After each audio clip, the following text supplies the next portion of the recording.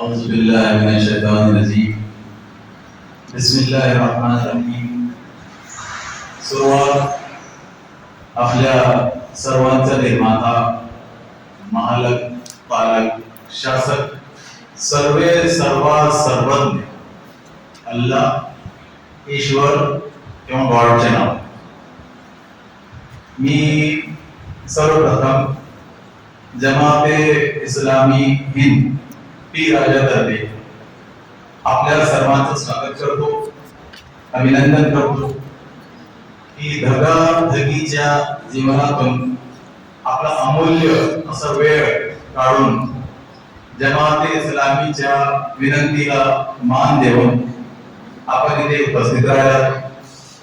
आणि आजचा हा जो ईद मिलन आणि मस्जिद परिचय कार्यक्रम आहे, यामध्ये आवर्जून आपली उपस्थिती राहिली आहे।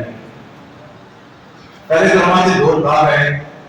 कमी वेळात आपल्याला त्याबद्दल बोलायचं आहे, समजायचं आहे। तर एक आहे ईद मिलनाचा कार्यक्रम। तो नेहमी दरवर्षी जमाते इस्लामी हिंदतर्फे फक्त राज्यामध्येच नव्हे तर राज्यातील शेकडो ठिकाणी आणि देशातील 25 राज्यात हजारो ठिकाणी होतात।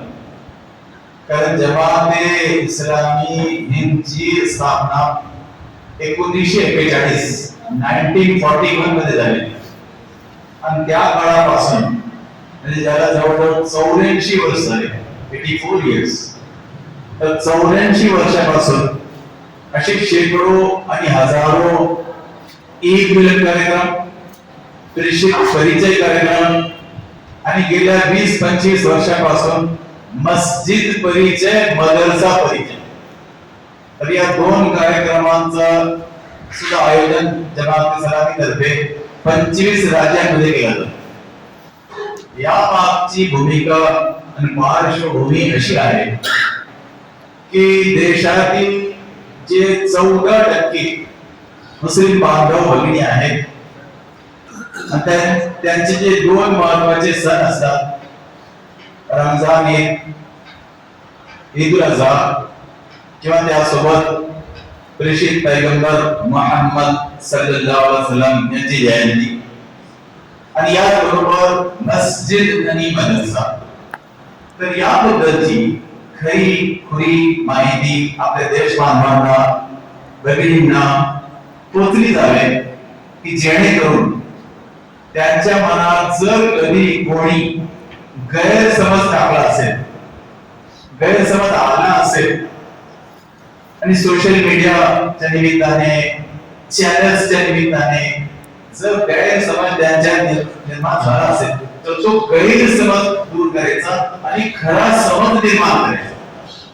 तर गेल्या 84 वर्षापासून जमात इस्लामी तर्फे हे 4 कार्यक्रम प्रामुख्याने घेतले जातात, हजारोच्या संख्येने।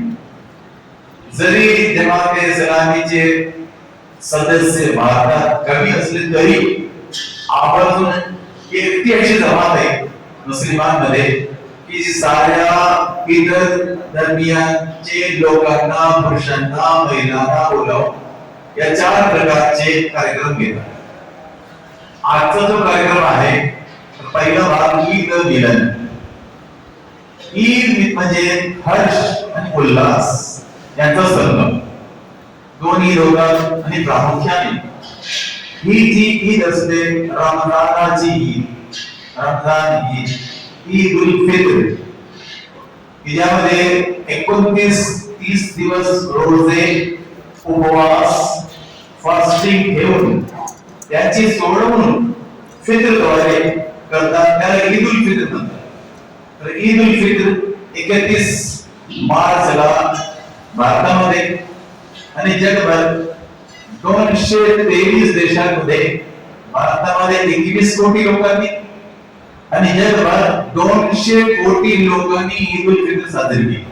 आपल्याला हे माहित असेल की जगात सध्या 223 देशांमध्ये जी लोकसंख्या आहे ती आहे 812 कोटी, 812 करोड। त्यापैकी 200 कोटी मुस्लिम बांधव भगिनी 223 देशांमध्ये राहतात, 24% जास्त. तर जगात 24% जास्त मुस्लिम बांधव भगिनी राहतात आणि त्यांनी ईद साजरी केली. पण ते पैगंबर जयंती साजरी करतात, ईदुल अजहा कुर्बानीची ईद साजरी करतात आणि ठिकठिकाणी जमाते सलामी तर्फे ईदुल एक मस्जिद आणि परिचय आणि बदरचा परिचय हे कार्यक्रम सुरू होतो. थोडक्यात सांगू इच्छितो की ही जी ईद उल फितर होती 31 मार्चला भारतभर 21 कोटी मुस्लिम बांधवांनी साजरी केली. तर याची पार्श्वभूमी काय, याची भूमिका काय, थोडक्यात सांगू इच्छितो की आजपासून 1446 वर्षापूर्वी तंतोतंत 610 इसवी सनामध्ये पैगंबर मोहम्मद मुस्तफा सल्लल्लाहु अलैहि वसल्लम यांच्या वरती मक्का शहरात पवित्र कुराणाच्या अवतरणाची सुरुवात झाली. मराठी कुराण की कॉपी तर पवित्र कुराणाच्या अवतरणाची जी सुरुवात झालेली आहे ती रमजान महिन्यामध्ये त्या पावन रात्री, ज्याला मुस्लिम बांधव बडी रात म्हणतात, अरबी मध्ये त्याला लैलतुल कद्र, पर्शियन मध्ये शबे कद्र सुद्धा म्हणतात. तर या रात्रीला पवित्र कुराणाच्या अवतरणाची सुरुवात झाली आणि पवित्र कुराणाच्या अवतरणाची सुरुवात झाली म्हणून अल्लाह तालानी, ईश्वर गॉडनी अनुयायांना, म्हणजे मानणारे आहेत 223 देशांमध्ये, तर त्यांना असा आदेश दिला की आता तुम्ही त्या पवित्र पुराणाच्या अवतरणाच्या आभार प्रदर्शनासाठी तुम्ही काय करायचं की 29-30 दिवसाचे रोजे, उपवास, फास्टिंग ठेवायचं आणि त्यानंतर शेवटी ईद साजरी करायची. तर या आदेशाने, उद्देशाने जगभर 24 मुस्लिम बांधव भगिनी 200 कोटीपेक्षा जास्त ईद साजरी करतात. थोडक्यात सांगू इच्छितो की हा जो पवित्र कुराण आहे, तर पवित्र कुराणामध्ये काय मार्गदर्शन मानव जातीसाठी 610 इसवी सन पासून 632 इसवी सन 23 वर्षाच्या काळात, तर 23 वर्षाच्या काळात कोणता मार्गदर्शन आपल्या सर्वांच्या सृष्टीच्या निर्मात्याने, ज्याला आपण अल्लाह, ईश्वर, गॉड म्हणू शकतो, एकच आहे. लोक म्हणतात सबका मालिक एक, पण जसं मानलं पाहिजे तसं मानत नाही. तर तो जो सबका मालिक एक आहे, तर तो अल्लाह, ईश्वर, गॉड. त्यांनी कुराण अवतरण केल्यानंतर सर्व अनुयायांना आदेश दिला की आता यावरती आचरण करण्यासाठी एक कडक प्रशिक्षण पाहिजे.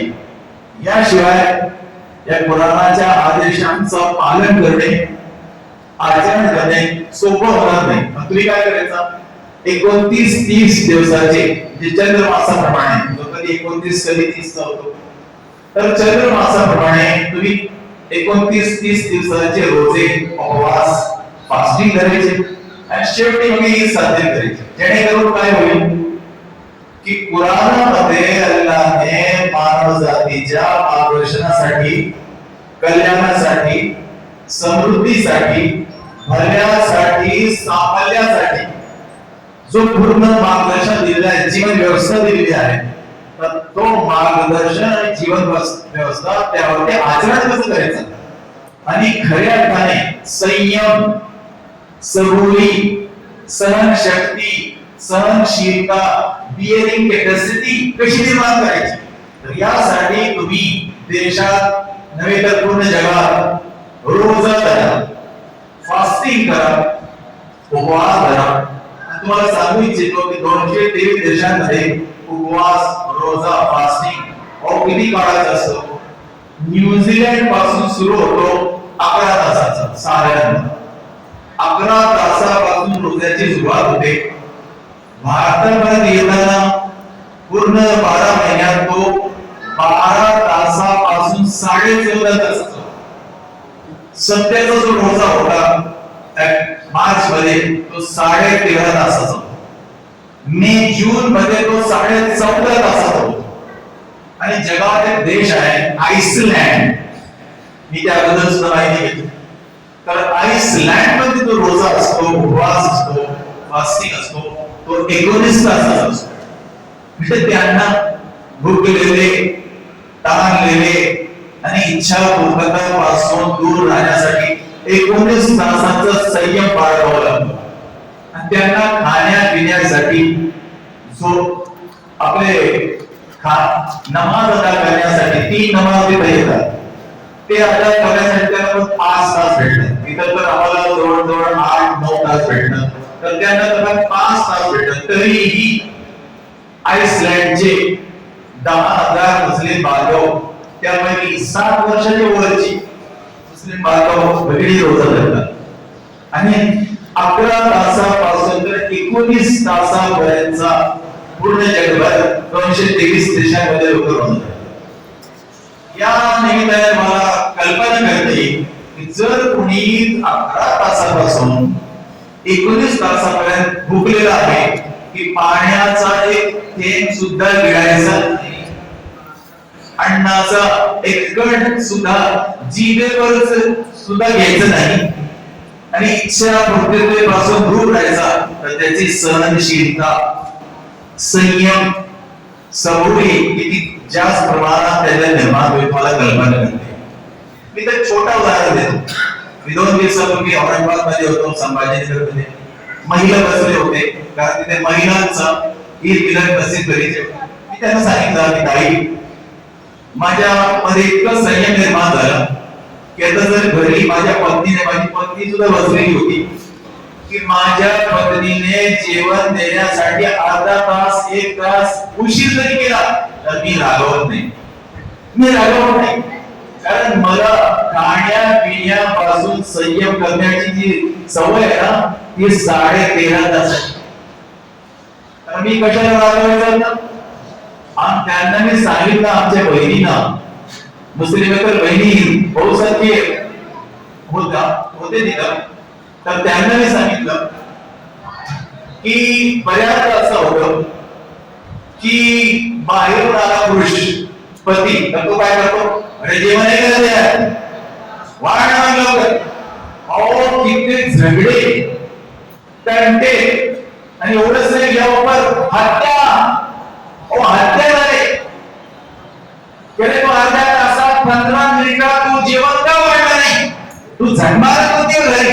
अरे त्याला तुझ्यापेक्षा जास्त काम आहे ना, शांतपणात काय करतो, तिला घरी जास्त काम असतात, तुला तेवढे काम असतात. मी कधी सांगितलं की माझ्या पत्नीला अर्धा तास उशीर का होईना, 1 तास का उशीर, मी तिला कधी राहणार. कारण रमजानाने माझ्यामध्ये ती सहनशीलता निर्माण केली. अरे वेळा पुन्हा 13.5 तासाचा 14.5 तासाचा संयम दिलेला नाही.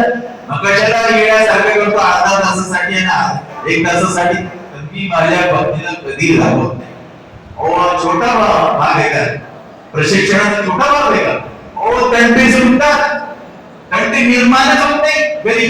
तसं चांगलं प्रशिक्षण एका वर्षामध्ये, एका पूर्ण महिन्यात चालला, आणि ईश्वराने गॉडनी मानव जातीच्या पुरुषांना दिलेला.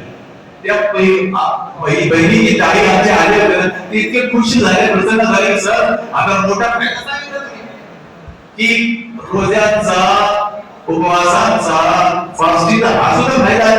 नाहीतर आम्ही तर खूप त्रासात असतो, गडी बाहेर येतो आणि आमच्यावर काढतो, बाहेर जागा करतो, असं बहुधा होतो. मी त्यांना सांगितलं. बरं, दुसरा एक बात सांगतो की हा जो संयम, सबुरी, सहनशीलता आहे, तर एवढंच नाही, खाण्यापासून, पिण्यापासून आणि इच्छापूर्तीपासून 13.5 तास ते 14.5 तास दूर कर एवढं. या मागची भूमिका अशी सुद्धा आहे की तुमचा रोजा, उपवास, फास्टिंग डोळ्याचं सुद्धा असलं पाहिजे की मला वाईट, या 200 कोटींना वाईट पाहायचा सुद्धा नाहीये. अजून काय, मग तो मीडियावर असो, कॉम्प्युटरवर असो, मोबाईलवर असो, त्यांना वाईट पाहायचा सुद्धा नाहीये, असा कडक प्रशिक्षण 200 कोटी लोकांना वर्ष वर्षातून एकदा एका महिन्याचं प्रशिक्षण याबरोबर तुझ्या जिभेने कधी वाईट शब्द कोणासाठी, मग ते घरचे असो, मुस्लिम असो का मुस्लिमेतर असो, कोणासाठी तुझ्या तोंडातून एकही अपशब्द लोकांसाठी काढता नाही. असा संयम आहे, अशी सवय, अशी सहनशीलता, असं प्रशिक्षण सुद्धा तुला मिळालं पाहिजे. जर आला तर खऱ्या अर्थाने तुम्ही रोजा धर, आणि जर नाही आला तर मूर्खा तो अजून खरा रोजा, खरा उपवास, खरा फास्टिंग धरलंच नाही. जर कुणी मुस्लिम शिवी देत असेल, वाईट आवश्यक बोलत असेल, तर अजून त्याचा रोजा उपवास झालेलाच नाही. उपासमार केली की उपासमार, रोजा झालेला नाही. हा आहे प्रशिक्षण. बरं, या सोबत रोजा उपवास साऱ्या अवयवांचा असतो. हातांचा रोजा, पायाचा रोजा, मनाचा रोजा, मस्तिष्क रोजा. कसं? वाईट विचार सुद्धा मनात आणायचं नाही, वाईट विचार सुद्धा हृदयात आणायचं नाही, कोणामध्ये. मग तो मुस्लिमेतर बंधू असो का मुस्लिम बंधू असो, महिला असो, कोणामध्ये सुद्धा वाईट विचार सुद्धा मनात येऊ नये, असा कडक रोजा, कडक प्रशिक्षण, कडक सहनशीलता तुझ्या तेव्हा झाली पाहिजे. जर शेख मध्ये, कुरेशी मध्ये, सय्यद मध्ये ही सहनशीलता प्रशिक्षण निर्माण होत नसेल, तर अजून त्याचा रोजा झालेला नाहीये. उपासमार झालेली आहे, उपासी जायला हो, पण त्याने रोजा धरलेला नाही. असा कडक प्रशिक्षण रोजामध्ये. दुसऱ्या भागामध्ये आम्ही दाखवत होतो पवित्र कुराण, याच्यात समजलेलं दिव्य कुराण, दिव्य भव्य. खऱ्या अर्थाने नाव जो ईश्वराने अल्लाहने दिलेलं आहे तो आहे कुराण. अरबीचा शब्द काय अर्थ होतो कुराणाचा? बऱ्याच मुस्लिम बांधवांना माहित नाही. मी काय 45 वर्षापासून थोडासा अभ्यास करतो, प्राध्यापक होतो, 30 वर्षे दर श्रेणीचा विद्यार्थी आहे कुराणाचा. मग थोडासा ज्ञान मला आहे. कुराणाचा अर्थ होतो वारंवार वाचला जाणारा ज्ञान. हो, एकदा वाचायचं नाही, कधी कधी वाचायचं नाही, आणि पण बालपणी वाचायचं नाही, तर वारंवार वाचला जाणारा ग्रंथ. नावाचं नाही, तो नेहमी वाचायचा, वारंवार वाचायचा. म्हणून तर तुम्हाला मार्गदर्शन मिळेल ना. नसतं मार्गदर्शन मिळणार कसं? आचरण कसं येणार? प्रशिक्षण कसं येणार? आणि त्यापासून जी प्रथा, त्यापासून जो पथ्य पाळण्याचा असतं जीवन, पथ्य येणार नाही. यासाठी या कुराणाचा नाव जगला पाहिजे. कुराण ठेवा, कोणाच्या नावावर नाही ठेवला, कृष्णाच्या नावावर, अल्लाहच्या नावावर नाही. अरे वाचन कसं करावं, सदैव करावं, नित्य करावं. त्याचं नाव ठेवलं त्यांनी कुराण, वारंवार वाचला जाणार. आणि ईद मिलादाबद्दल शेवटच्या टप्प्यात हा पवित्र ग्रंथ कुराण कोणावर ठेवले जरा माहित असेल? मानव जातीचे अंत्यदृष्टी. मानव जातीमध्ये गेल्या 7000 वर्षात कित्येक प्रेषित आले. प्रेषित, अंतिम प्रेषित मोहम्मद सल्लल्लाहु अलैहि वसल्लम बोलले. ते म्हणाले की जगात जवळजवळ 7000 वर्षाच्या काळात की जो प्रमाणबद्ध इतिहास आहे, इतिहास तर लोक लाख वर्षाचा, कोटी वर्षाचा प्रमाणबद्ध इतिहास आहे. प्रमाणबद्ध इतिहास 7000 वर्षाचा आहे. तर 7000 वर्षाच्या काळात 1, 2, 4 नव्हे, 1,24,000 प्रेषित आले. 1,24,000 पूर्ण जगात, फक्त भारतातच नव्हे, त्या अरब जगात जेवढे लोक वस्ती जिथं आहे 6 खंडांमध्ये, तर तिथं 1,24,000 प्रेषित आले. आणि त्यांनी काय केलं की अल्लाहनी, ईश्वरानी, गॉडनी त्यांना जो मार्गदर्शन दिलं, त्या मार्गदर्शनाला घेऊन त्यांनी आचरण करून टाकलं.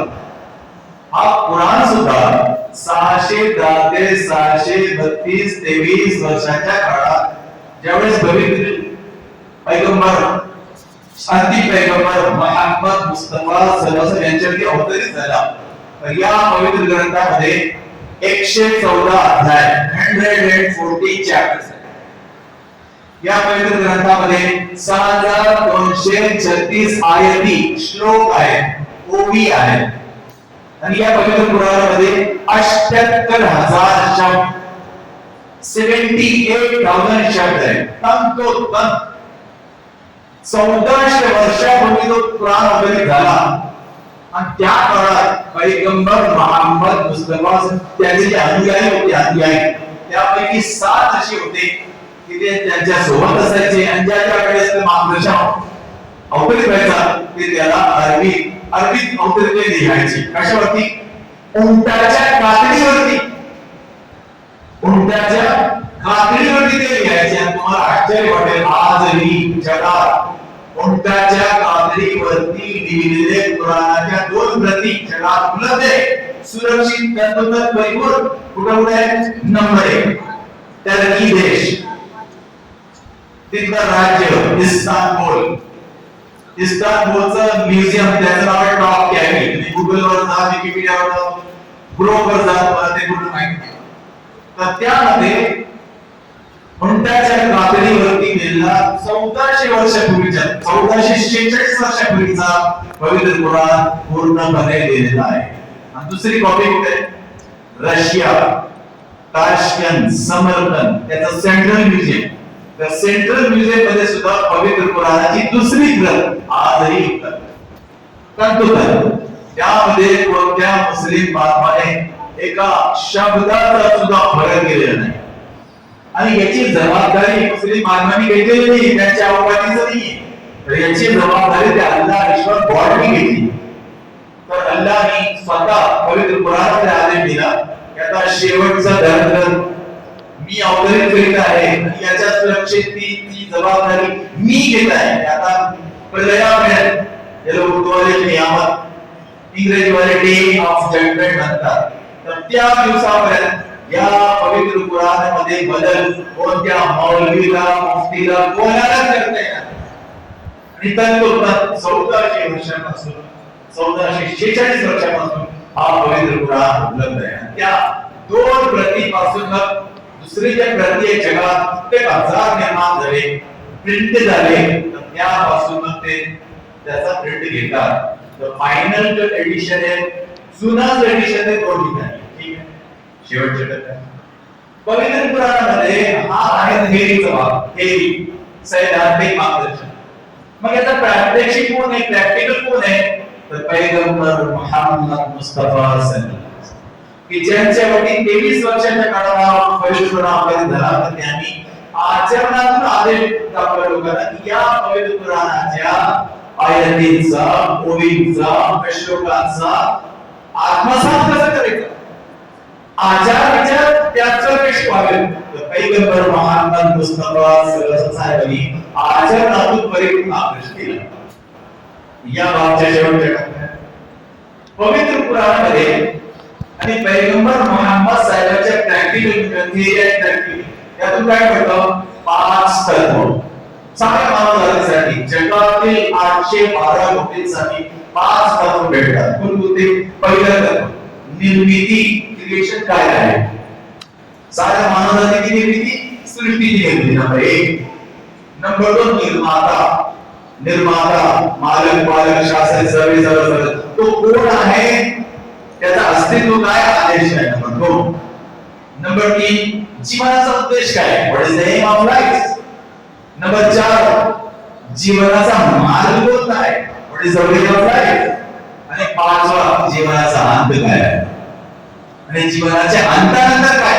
आणि या 5 बद्दलची प्रमुख माहिती या पवित्र पुराणामध्ये. याची गरज काय? यानेच तर सोपं होतं लोकांसाठी की तुम्ही जीवनाचा उद्देश समजा, लोकांची नाता काय ते समजा, आचरण कसं करायचं ते समजा, आणि शेवटी मरायचं आहे. मग तू राजा असो का रंग असो, छोटा असो का मोठा असो, किती दयावान असो का श्रीमंत असो, किती डॉक्टर असो का अडाणी असो, त्याला मरायचं आहे. किती?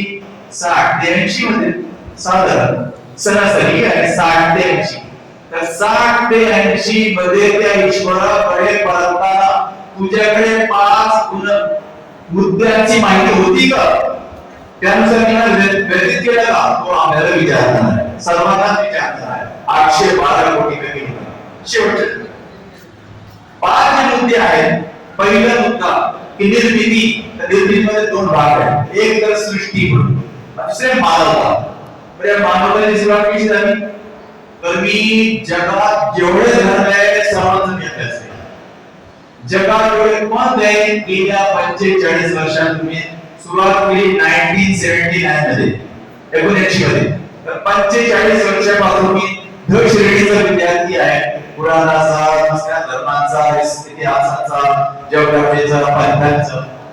तर या निमित्ताने मला ही माहिती झाली की सर्वांची जी उत्पत्ती झाली साऱ्या भारतामध्ये 812 कोटी आज आहे.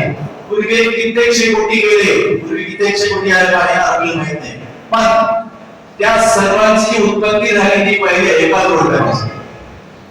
पवित्र पुराणामध्ये सुद्धा आहे, बायबलमध्ये सुद्धा आहे, आणि हिंदू संस्कृतीच्या 7 ज्या ग्रंथ आहेत त्यांचा सुद्धा अभ्यास करतात. त्यातून मला कळून चुकलं जसं पुराणामध्ये आणि पैगंबर मोहम्मद सल्लल्लाहु यांनी जो मार्गदर्शन दिला की तो पहिला जोडपा कोण, साऱ्या मानवजातीचा पहिला जोडपा. तर त्या पहिल्या माता पित्याचं नाव आहे आदम और हव्वा.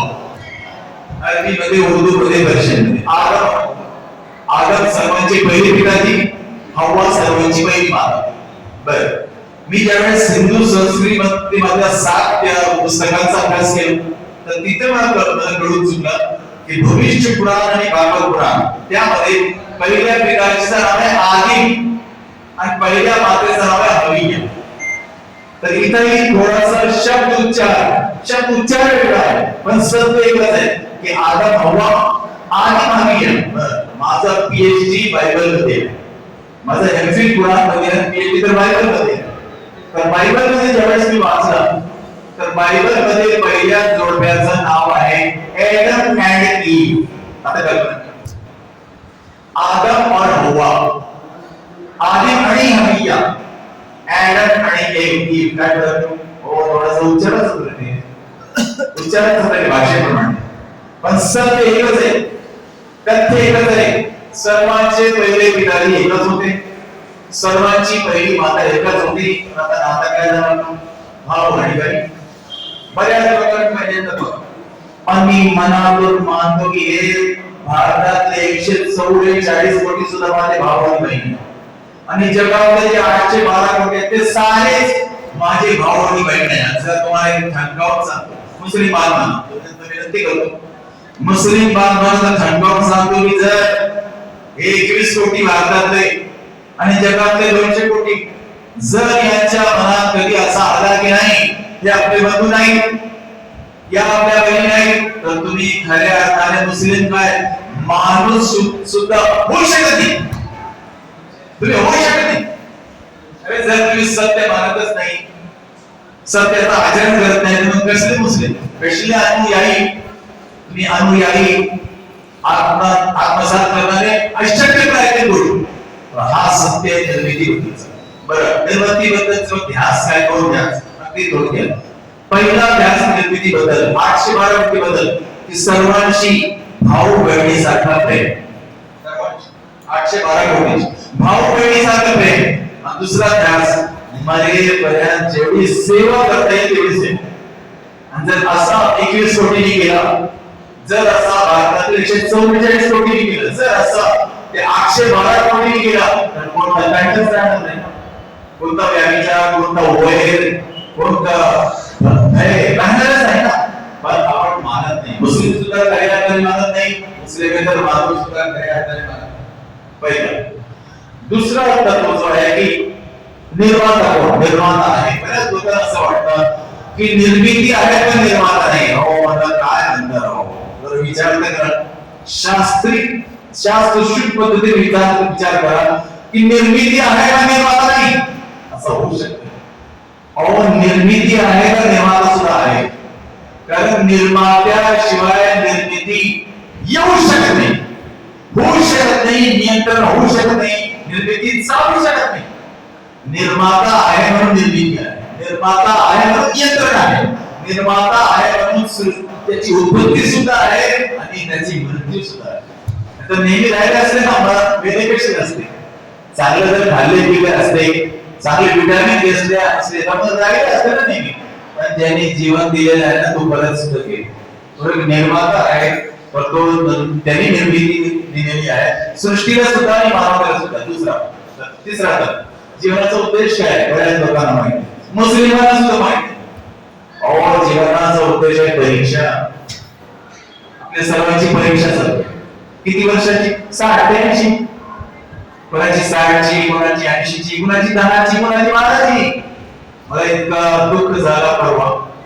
मी औरंगाबादच्या कार्यक्रमामध्ये होतो, तर औरंगाबाद संभाजीनगरच्या रोडवर 17 वर्षाचा एक मुलगा, 19 वर्षाचा एक मुलगा टू व्हीलर जात होते, ट्रकनी धडक दिली दोन्ही वेळी.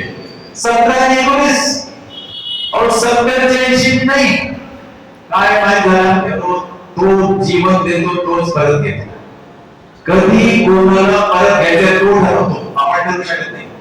कोणत्या कॅप्सूलने, मेडिसिन आपण ठरवत नाही. तो ठरवतो की कोणाला किती आयुष्य जीवन द्यायचं आणि कधी परत द्यायचं. म्हणजे तू ठरवला 17 वर्षे, 19 वर्षे मरायचं वय आहे का, पण त्याने ठरवलेलं. मग त्याने जीवन दिलं, त्याने परत केलं. त्यांनी परत घेतला म्हणजे त्याचा नियंत्रण आहे ना. सृष्टीवरती सुद्धा नियंत्रण आहे, मानवतेवर सुद्धा त्याचा नियंत्रण आहे. पण आपल्याला त्यांनी जी परीक्षेमध्ये आपल्याला टाकलं त्या परीक्षी समजावी लागते.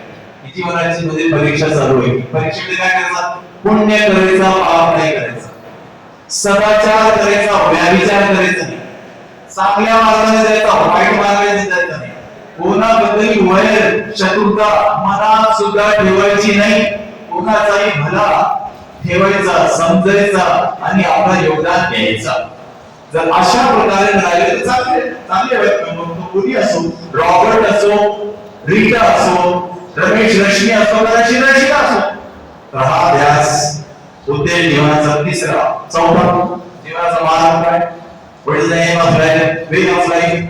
मार्गमध्ये 7 जीवन व्यवस्था आहे. इस्लामिक जीवन व्यवस्थेमध्ये 7 छोटी छोटी व्यवस्था आहे. पहिली शैक्षणिक व्यवस्था, की शिक्षण कोणता घ्यायचा, किती घ्यायचा, त्याचा फायदा काय करायचा, स्वतःसाठी, मानवजातीसाठी शैक्षणिक व्यवस्था, एज्युकेशनल सिस्टम. दुसरी व्यवस्था नैतिक व्यवस्था, नीतिमत्ता काय असावी, की सारे माझे बंधू भगिनी साऱ्यांची सेवा करायची. तर ही नीतिमत्ता जवळ घेऊन जगणे आणि मरणे ही नीतिमत्ता. दुसरा नीतिमत्तेची व्यवस्था दुसरी. तिसरी कौटुंबिक व्यवस्था. कुटुंबामध्ये कोणाचा काय अधिकार, कोणाचा काय देणार, माता पिता 2, त्यानंतर पती पत्नी 4, त्यानंतर बहीण भाऊ 6, त्याचा अधिकार, शेवटी मुलगा मुलगी. त्या 8 घटकांचा अधिकार काय, त्याचं देणं काय, त्याची कसा राहावा, त्या 8 घटकांबद्दल माहिती पारिवारिक जीवन व्यवस्थेमध्ये. तिसरा. चौथा सामाजिक व्यवस्था. समाजामध्ये राहताना, वावरताना, शेजारी, गोरगरीब, रंजलेले, गाजलेले, और त्याचा काय देणं आहे, काय देणं आहे, त्याच्या काय कर्तव्य असतात, तर तो कर्तव्य पार पाडणे सामाजिक व्यवस्था. तो मार्गदर्शक पवित्र कुराणामध्ये आणि पैगंबर मुहम्मद सल्लल्लाहु अलैहि वसल्लम सांगितलं. चौथी व्यवस्था. पाचवी व्यवस्था आर्थिक व्यवस्था, इकॉनॉमिकल सिस्टम. कमवायचं कसं आणि खर्च कसं करायचं. हरामखोरीने कमवायचं सुद्धा नाही आणि वाईट हरामखोरीने खर्च सुद्धा करायचं नाही. तो विचारणार आहे की तुला संपत्ती मी दिली, तुला शहाणपणा, नॉलेज, ज्ञान, संधी मी दिली, तर तू कमवायचं सुद्धा इमानदारीने, सचोटीने आणि खर्च सुद्धा करायचं चांगल्या प्रकारे, वाईट खर्च करायचा नाही. तर ती पाचवी व्यवस्था. 6वी व्यवस्था न्याय व्यवस्था, की जगात तू कुठेही स्वतःवर, घरच्यांवर, समाजावर अन्याय करायचा नाही. न्यायाच्या दृष्टिकोनातून जीवन व्यतीत करायचा. न्याय व्यवस्था. न्याय व्यवस्थेमध्ये कत्तल करण्याला कोणती शिक्षा, खोटं बोलणाऱ्याला कोणती शिक्षा, दारू पिणाऱ्याला कोणती शिक्षा, भ्रष्टाचार करणाऱ्याला, साऱ्या शिक्षांबद्दल मार्गदर्शक पवित्र कुराणामध्ये आहे आणि पैगंबर मुहम्मद साहेब दिलेलं आहे. शेवटची व्यवस्था प्रशासनिक व्यवस्था. प्रशासन कसं चालवायचं, मग तो गावाचा असो, का शहराचा असो, राज्याचा असो, देशाचा असो, की आंतरराष्ट्रीय असो, तो कसा चालवायचा, तर याबद्दल परिपूर्ण माहिती आणि त्याचे तत्व, नियम, रेग्युलेशन्स पवित्र कुराणामध्ये. पैगंबर मोहम्मद मुस्तफा सल्लल्लाहु अलैहि वसल्लम जाणून दाखवली. तर हे आहे 5 4 मध्ये शेवटचं होतं 5. निर्मिती, निर्माता, उद्देश, मार्ग आणि जीवनाचा. अंधार सावळे जाताना मी नाशिकहून आलो. नाशिक जवळजवळ 400-500 किलोमीटर. पण मला शाश्वती नाही की मला उद्या जाता येणार. तसं मला उद्या नागपूरला कार्यक्रम आहे, परवा जळगाव आले, इकडे जायचं. पण मला शाश्वती नाही, कारण तुम्हाला कधी परत घेईल त्यावर माझा नियंत्रण नाही, त्याचं नियंत्रण नाही. तो परत घेणार आहे, तर त्या विश्वासाने मला पुढे जायचं आणि घरी जायचं. पण तुम्ही सांगूनच येतो की बघ, जर मी नाही जरी आलो तर तुला पेन्शन भेटणार आहे. कारण प्राध्यापक तुला पेन्शन भेटणार आहे आणि तू काय करायचं, तू सुद्धा मी जसा ठिकठिकाणी जातो आणि तोडगा मोडगा मार्गदर्शन माझा नाही, पवित्र पुराणाचा देतो त्या भ्रष्टाचार, तू सुद्धा बरेपर्यंत हेच काम करायचं.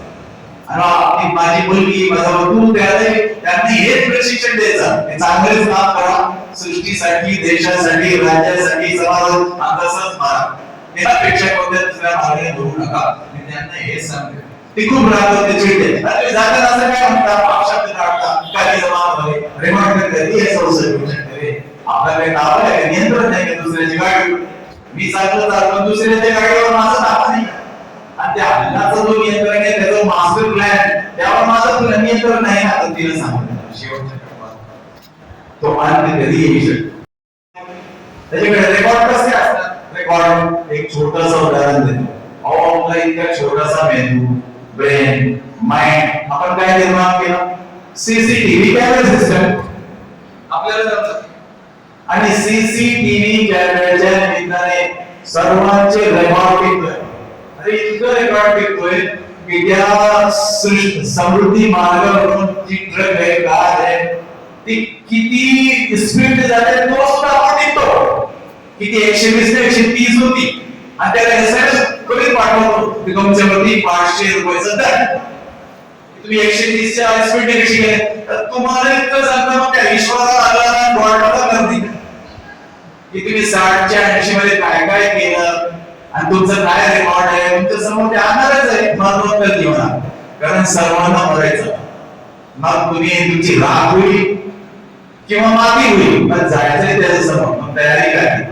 हे प्रशिक्षण मार्गदर्शन पवित्र पुराण आणि पैगंबर मोहम्मद शेवटच्या टप्प्यात की नमाज को लगाने आले त्याने तर या मस्जिद सुद्धा शेवटी मस्जिद पर्यंत ही जी मस्जिद आहे, मस्जिद. आणि साधारणतः काय होतं की इथं जो वेस्ट साइड आहे, वेस्ट साइड, तर मस्जिदचा जो माथा आहे तिथे जे इमाम उभे राहतात, इमाम, आणि त्यांच्या मागे आदमी उभे राहतात त्या ओळीने. तर इमाम जो तिकडा तोंड करतो, तर तिकडा आहे काबागृह, मक्का शहर, सौदी अरब. तिकडा काय काबागृह, तुम्हाला आश्चर्य वाटेल की तो काबागृह जो आहे ना, तर तो अल्लाहने, ईश्वराने, गॉडने जगाच्या मधोमध ठेवलेला आहे. तुम्ही जिओग्राफीमध्ये पहा, तुम्ही गुगलवर पहा, विकिपीडिया गुगलवर पहा की तो मक्का काबागृह कुठे आहे.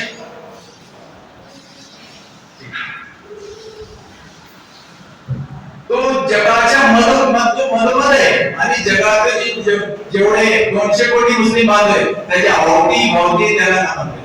पण ते त्या दगडाच्या त्या भिंतीनं किंवा त्या वास्तूला ते सजदा करत नाही. तर तो तर प्रतीक आहे, प्रतीक.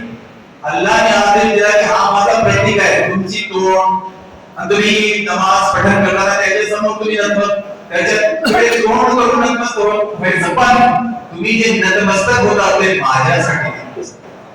आणि तुम्ही काय वाचन करता या पवित्र पुराणातून 114 जे अध्याय आहेत. तर पहिला अनिवार्य आहे, पहिला 7 ओळींचा पहिला जो अध्याय तो अनिवार्य आहे. आणि त्यानंतरचे अध्याय आहेत 113, त्यापैकी 3 ओळी, 5 ओळी किंवा छोटा एक अध्याय आहे 3, 4, 5 ओळी. तुम्ही त्याचा अभ्यास करायचा, उजळणी करायची आणि तुमचा नमाज होईल.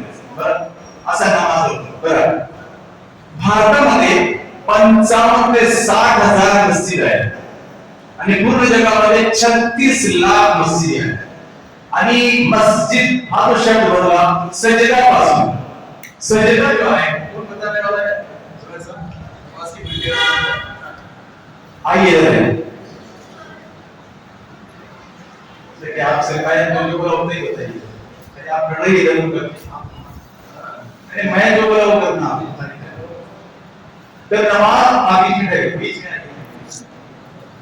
नमाज पढ़णं जे करताय तर त्यासाठी सजदा म्हणजे साष्टांग क्रिया आहे प्रार्थनेची। साष्टांग अष्ट अंग झुकले गेले पाहिजे, नमन केले पाहिजे, त्याला सजदा। आणि सजदा करण्याची जागा म्हणजे मस्जिद, आणि मस्जिद मध्ये दोन मुख्य उद्देश आहेत। एक तर मानव जातीला, पुरुषांना, महिलांना, छोट्यांना अल्लाहशी जोडायचं पहिला उद्देश। दुसरा मानव जातीशी जोडायचं। दोन महत्त्वाचे उद्देश मस्जिद मध्ये आहेत। आणि आता सांगतो शेवटी नमाज पठाण कसा करतात। तर पूर्वी काय करतो आम्ही अजान देतो। अजान म्हणजे आज्ञा देणे लोकांना, मुस्लिमांना की चला नमाजाची वेळ झाली। 5 वेळेची नमाज आहे। एक तर सूर्योदयापूर्वीची 1 तासापूर्वीची, दुसरी 1 ते 2 वेळ वाजेपर्यंतची दुपारची, तिसरी 5 ते 6 च्या दरम्यानची, चौथी सूर्यास्तानंतर 1 तासापर्यंतची, शेवटी सूर्यास्तानंतर 1 तासापासून रात्री 12 पर्यंतची। तर 5 नमाजेची वेळेसाठी अनिवार्य असं म्हणजे 15 वर्षापासून जो मुलगा मुलगी आहे त्यांना अनिवार्यपणे नमाज पठण करायचं। पण नमाजा वेळेला अजान झाल्यानंतर तुम्हाला दिसतं की प्रसाधन गृह जो आहे स्वच्छता तिथं जाऊन स्वच्छता करायची, येऊन मग इथं वजू करायचं। वजू म्हणजे आपले अवयव प्रकाशमान करायचे। वजू में आप क्या करते पहले क्या धोते? वजू मध्ये दोन्ही हात 3 वेळेस धुतात की स्वच्छ करा। आपण काय करायचो पूर्ण काळात चांगले हात स्वच्छ धुवा। तर प्रत्येक नमाजाला येताना प्रत्येक वेळेस 3 वेळेस स्वच्छ हात धुवावे लागतील। नंतर काय करतात? गुळणी म्हणजे तोंड अस्वच्छ आहे, घाण आहे, घाण वास येत असेल, कण असतील अन्नाची तर ते घाण काढायची गुळणी। त्याच्यानंतर नाकाच्या दोन्ही जे आपले नाकाच्या दोन्ही भागामध्ये पाणी टाकायचं, नाक सुद्धा स्वच्छ करायचं। त्यानंतर काय करतो? 3 वेळेस चेहरा स्वच्छ करायचा, बाहेर धूळ आहे, कण आहे, घाण आहे ते सुद्धा स्वच्छ करायचं। त्याच्यानंतर कोपऱ्यात दोन्ही हात 3 वेळेस धरायचे। त्याच्यानंतर त्यानंतर ते आपले हात आहे ज्याला पाणी लागलेलं आहे पूर्ण चेहऱ्यावरून केसावरून केस चेहरा सुद्धा साफ करायचा, त्याला मसाज म्हणतात। शेवटी काय करतो? दोन्ही बाहेर धरायचं। तुम्ही कल्पना करा किती स्वच्छ झालं की जेवढे अवयव आहे बाहेर धुळीला घाणीला जे कोपर असतात ते सर्व धुळीने चांगल्या किती 5 वेळेस ज्यांना ऐच्छिक नमाज अदा करायची या 5 अनिवार्य पेक्षा तर त्यांनी त्या वेळेस कल्पना 5 वेळेस आपण हात होत असेल तर ते पूर्ण कशाला मारायला नाही का? त्याला काय पूर्ण जंतूला त्याच्यानंतर नमाज पठण करायचं। ते कसं करतो तुम्ही? अगोदर हात बांधले नाही का? अल्लाहू अकबर असं आपलं काय अदबीने आणि रिस्पेक्ट नाही असा हात बांधायचा। हात बांधल्यानंतर तुम्ही काय वाचता? सुरुवातीला मी जसं सांगितलं की पवित्र कुराणाचा जो पहिला अध्याय आहे 7 ओळींचा सूरे फातिहा ते पठण करतात। सूरे फातिहामध्ये त्याची प्रशंसा आहे आणि त्याने दिलेली जबाबदारी आहे की कोणती जबाबदारी नेहमी पार पाडायची तर ती पूर्ण करायची। त्याच्यानंतर एक दुसरं 113 अध्यायांपैकी 3 ते 5 ओळी किंवा छोटा एक अध्याय तुम्ही पूर्ण करायचा। हे झालं। पण यामध्ये काय असतं की जगात जगताना तुमच्यावरती लोकांचे काय अधिकार आहे? तुम्ही लोकांसाठी कसं राहायचं आणि त्याच्या 7 व्यवस्था आहेत, त्या 7 व्यवस्थेमध्ये कसं राहायचं तो पूर्ण मार्गदर्शनची उजळणी ते वाचत असतात या पवित्र कुराणात। हे झाल्यानंतर तुम्ही काय करता? रुकू मध्ये जाता। रुकू कसं करता? याला म्हणतात रुकू, याला आपण मराठीत अर्ध झुकणे। हे अर्ध झुकले।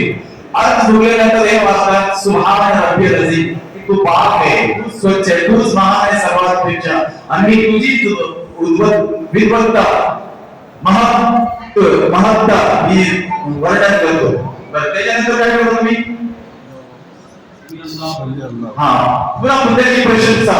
त्यानंतर काय करता? आता हा आहे प्रमुख जो भाग आहे नमाजच्या प्रार्थनेचा हा सजदा. बरं सजदामध्ये हे काय काय करतात?